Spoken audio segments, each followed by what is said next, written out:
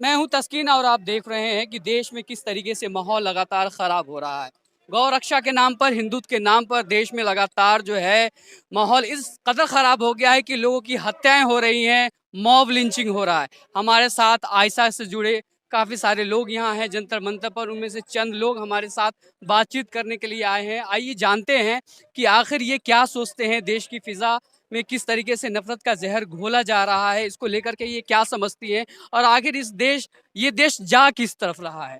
आप बताएंगे, क्या कहना चाहेंगे, यहाँ आने का क्या मकसद रहा? देखिए, जैसा कि आपने भी अभी पूरा कॉन्टेक्स्ट दिया और हरियाणा में जिस तरह से राजस्थान से 2 मुस्लिम युवा जुनैद और नासिर अपने रिश्तेदार के घर जा रहे थे और तभी एक ट्रक से उनका पीछा करके उनको गौ हत्या के नाम पे जिंदा जला दिया जाता है। और फिर उसके बाद वही इंसान मोनू मनेसर की जब अरेस्ट की बात उठती है, उसका एफआईआर में नाम तक आता है, तो उसके उसके सपोर्ट में एक महापंचायत होती है हरियाणा में, जहाँ पे बजरंग दल के नेता देवेंद्र सिंह ये साफ साफ खुले तौर पर चुनौती देते हैं इस महापंचायत से राजस्थान पुलिस को कि अगर आपके अंदर हिम्मत है तो आप मोनू मनेसर को अरेस्ट करके दिखाइए, आप 2 टांगों पे वापस जाके बता दीजिएगा, देख लेंगे हम लोग। यानी बहुत साफ है।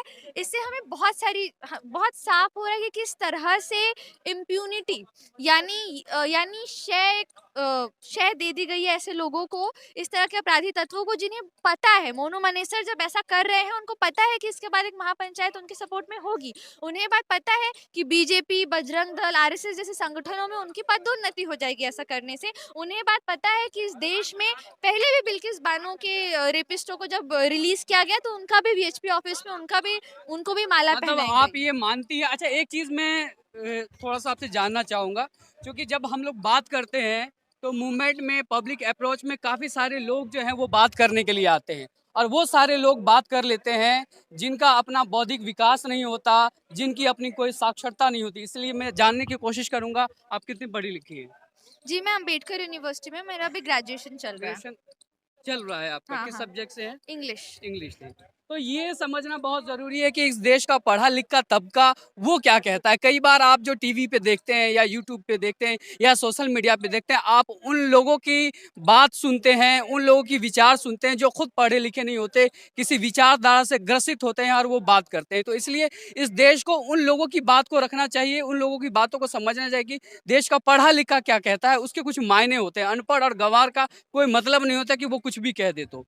आप ये बताइए कि आप मानती हैं कि इस देश में जो इस तरह ये अभी जो हत्या हुई जुनैद की और नासिर की, इसमें जो गौरक्षक हैं मनु मनेश्वर, ये पॉलिटिकल कनेक्शन है, इसका पॉलिटिकल संरक्षण मिल रहा है? बिल्कुल मिल रहा है। अगर इस देश में जहाँ पे आज़ादी का अमृत महोत्सव मनाया जा रहा है, संविधान का नाम ले लेकर ये सब किया जा रहा है, उसी देश में अगर पुलिस को ये कहा जा सकता है उसके बावजूद आपको क्लीन चिट मिल जाएगी, तो बहुत साफ है कि प्रशासन, सरकार ये चाहती है, ये इम्प्यूनिटी इन्हें ग्रांट की गई है, शय इन्हें दी गई है पुलिस द्वारा। ठीक है, आपसे जानने की कोशिश करूँगा, आप अपना क्वालिफ़िकेशन बताइए।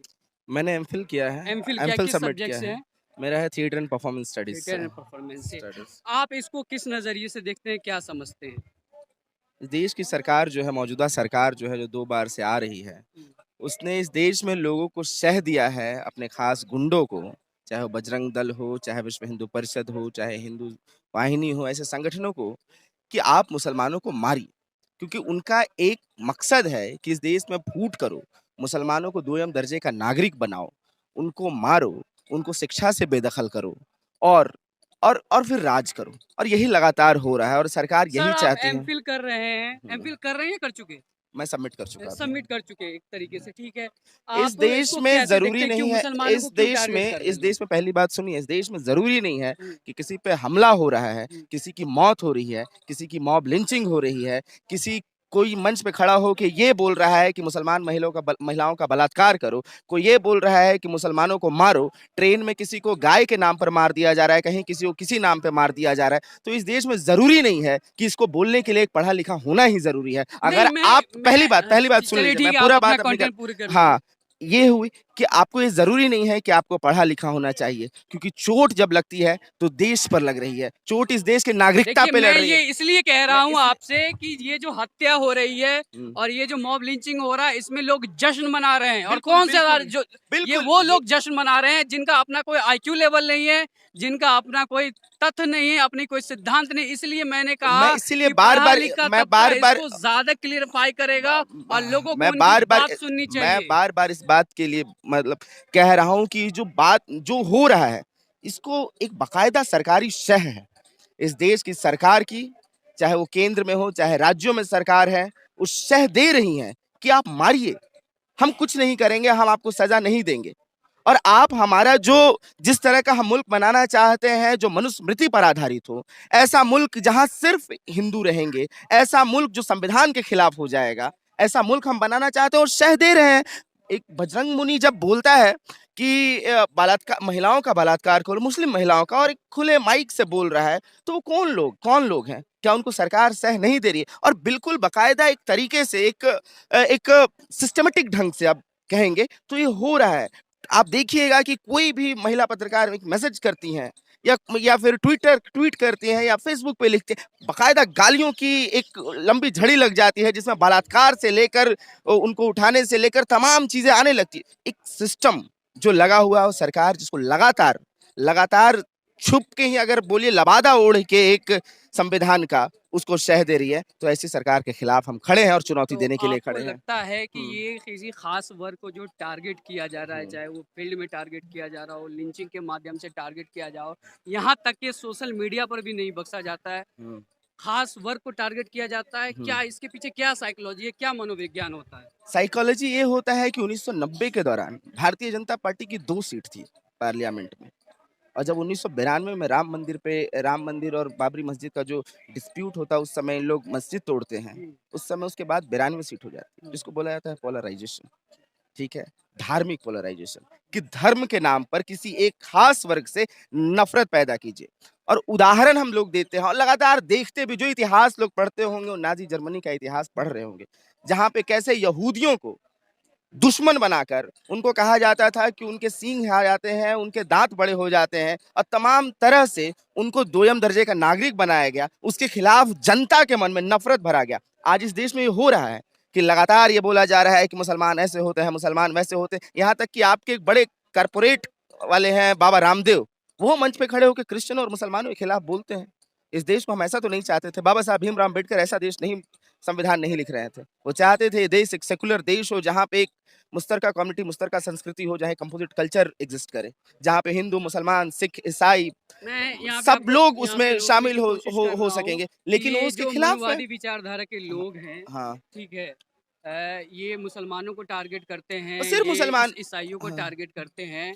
हिंदू का इतना बड़ा प्रतिशत है, 80-85% है। ये हुँ। हिंदू इतना क्यों निर्भरवित हो जाता है कि मुसलमान के नाम पर, ईसाई के नाम पर जो है लोगों को मरने और मारने के लिए तैयार हो जाता है? क्योंकि इस देश में आसान है। आपने धार्मिकता इतनी अंदर तक है कि लोग अपने डाइटी के लिए, अपने भगवान के लिए चीज़ें गलत सही के पार मतलब नहीं देख पा रहे हैं। वो सिर्फ़ इतना देख पा रहे हैं कि मेरी सरकार ने बोल दिया है कि, और यही हो रहा है कि देश में अभी सबसे बड़ी ज़रूरत है बेहतर एजुकेशन की। हुँ। इस देश में सबसे बड़ी ज़रूरत है अभी, पिछले के 2-3 साल पहले घटना झारखंड की है, जहाँ पे एक लड़की भात-भात करते हुए मर गई। आपके इस देश में, जहाँ हम लोग अभी 21st सेंचुरी में रह रहे हैं, इस देश में लोग मर जा रहे हैं भूख के नाम पर। इस देश में हर साल लोग सिर्फ़ ₹2 की पैरासिटामोल की गोली नहीं मिलती, जिसके कारण वो मर जाते हैं। और इस देश में आप ये इस तरह की राजनीति कर रहे हैं, और देश के लोग, जो चंद लोग हैं, आप उनको एजुकेशन की बात करते हैं, दिग्भ्रमित कर आप रहे हैं। एजुकेशन की और बात उसमें करते सरकार हैं। देखिए, अगर अगर आप इस देश में अभी ये हुआ है कि जब किसी की मॉब लिंचिंग हुई झारखंड में, 2 आदिवासियों की, 2 आदिवासी लड़के थे जो चरा रहे थे। होती है जब वो निकलता है, तो इस देश के member of parliament Jayant Sinha माला पहनाते हैं, लड्डू खिलाते हैं। हम इस देश में आ चुके हैं। मैं उसी की बात कर रहा हूँ कि ये जो मॉब लिंचिंग हो रहा है, हत्याएं हो रही हैं, हम सरकार पे आरोप लगा रहे हैं। यहाँ आरोप तो ये है कि विपक्ष भी जो है चूं तक बोलने के लिए तैयार नहीं। जुनैद की हत्या हो गई, राजस्थान में इतने सारे लोग गए, राहुल गांधी के शब्द मुंह से एक शब्द नहीं निकला, हाँ, ट्विटर पर जो है 2 लाइन नहीं लिख पाए आप, तो फिर हम किसकी बात करें? तब तो सारे लोग मुझे बिल्कुल, एक ही नजर बिल्कुल। आते हैं। देखिए, अकाउंटेबिलिटी किसकी है? हम्म, पहली बात ये होगी। पुलिस प्रशासन, प्रशासन किसके अंडर आता है? पहला सवाल हम उनसे पूछेंगे, जिसकी अकाउंटेबिलिटी होगी। ऐसा हम यहाँ का सवाल रहेगा, अगर दिल्ली का सवाल रहेगा तो मैं ट्रंप से जाके नहीं पूछ रहा हूँगा कि नहीं, मैं तो सुनिए, पूरे सुनिए देश के मैं हालात के हाँ, बारे देश में के बात हालात कर रहा मैं हूँ। बिल्कुल, मैं ये उसी जो उस हालात का दूसरी ज़िम्मेदार है, बात पे आ चलिए। रहा हूँ, दूसरी बात पे आ रहा हूँ। और राहुल गांधी और कांग्रेस कोई दूध की धूली पार्टी नहीं है। हम लोग भी देखे हैं कि आजमगढ़ में किस तरह से मुसलमानों पर हमले हुए। हमने देखा नेली में किस तरह से इसीलिए नरसंहार मैंने ये सवाल किया कि वही बीजेपी कांग्रेस को इतर नहीं देख सकते। इस देश में जो दंगा हाँ, होता है, इस देश में जो मारे जाते हैं, लेकिन धर्म के नाम पर, जाति के नाम पर, उसमें सारे लोग इसके शामिल हैं। बरक्स एक और बात मैं बोलना चाहता हूँ कि मौजूदा जो सरकार है, वो लगातार इस घटना को शह देने में लगी है। क्योंकि क्योंकि देख लीजिए, प्रवेश वर्मा, अनुराग ठाकुर, कपिल मिश्रा, प्रज्ञा ठाकुर, ये तमाम लोग किस संगठन से आते वैसे हैं? इनकी पूरी फ़हरिस्त बहुत लंबी लंबी है। मैं फहरिस्त है। रिसर्च कर रहा था हाँ, कि जो आरएसएस या मनोवादी विचारधारा के लोग ये हैं, इनकी इन्होंने फहरिस्त अब बहुत लंबी एक है साथ और हज़ारों संगठन खड़े कर ये रखे हैं। एकदम खड़े जिसके कर आप रखे हैं। एक संगठन अगर कोई किसी की हत्या कर देता है, उस पे बैन लगता है, तो दूसरा संगठन उसके सपोर्ट में बैन आ कहाँ जाता है। लगा रहे?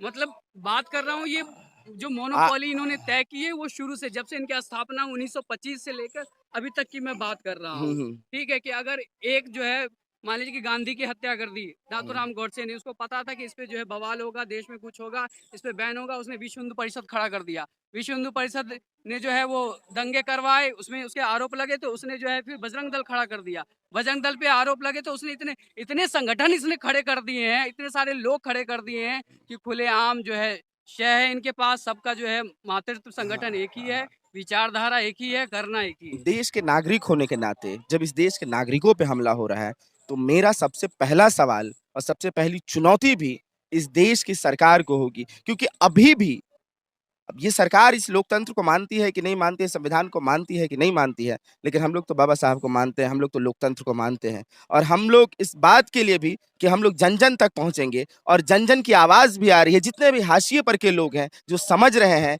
कि हाँ, ये सरकार वो तमाम मार्जिनलाइज्ड सेक्शन के खिलाफ है, जो बोलना चाहती है, जो यूनिवर्सिटी में जाना चाहती है, जो अपने मोहल्ले की साफ सफाई के लिए, मैं अगर बोलूं तो बहुत मिनिमम लेवल पे, कि लोग बोलते हैं कि मुसलमानों के मोहल्ले साफ क्यों नहीं रहते हैं।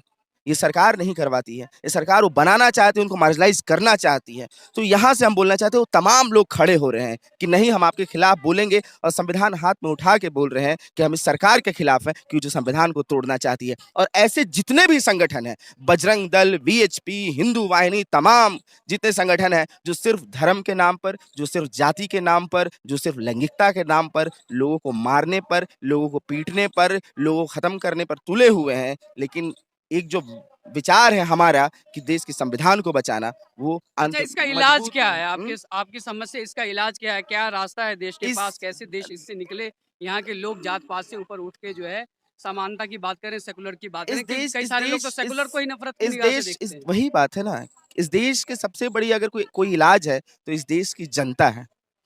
वो जनता ही तय करेगी, और जनता तय करने वाली भी है कि इस देश में किस तरह का शासन होगा, इस देश में किस तरह का समाज होगा, क्योंकि समाज जनता से बनता है। और जब तक, और हम जैसे लोग, अगर आज हम बोल रहे हैं, हम आज हम यहाँ 50 ही लोग थे, अगर हम 50 लोग भी बोल रहे हैं, तो आपके ज़रिए यहाँ की मीडिया और तमाम लोग जो सोचते हैं, कम से कम जिनके थोड़ा-सा दिमाग है कि नहीं, एक रैशनल थिंकिंग होनी चाहिए मुल्क में। हाँ, रोटी की बात पहले आनी चाहिए, हाँ, एजुकेशन की बात पहले आनी चाहिए, हाँ, इस देश में लोग जो भूख से मर रहे हैं, उनकी बात पहले आनी चाहिए। इस तरह के लोग जो सोचने वाले हैं, वो पहुँच रहे हैं लोगों तक, वो जा रहे हैं लोगों तक। आप उनको दिखाएँगे, मीडिया दिखाएगा, तब पता चल पाएगा चलिए, उस बात। ठीक है, वो कहावत आपने सुनी होगी कि घर में नहीं दाने, अम्मा चली भुनाने। देश के हालात ये हैं कि लोग भुखमरी के कगार पे हैं, बेरोज़गारी अपनी चरम सीमा पर है, और लोग जो है धर्म का झंडा उठाकर, धर्म के नाम पर इतनी नफ़रत उनके दिमाग में भर चुका है कि लोग हत्या तक कर रहे हैं, और इस हत्या में कुछ सारे लोग जो है वो जश्न मनाते हैं। तो आप ये सोचिए कि देश किस तरफ जाएगा, देश का युवा किस तरफ जाएगा,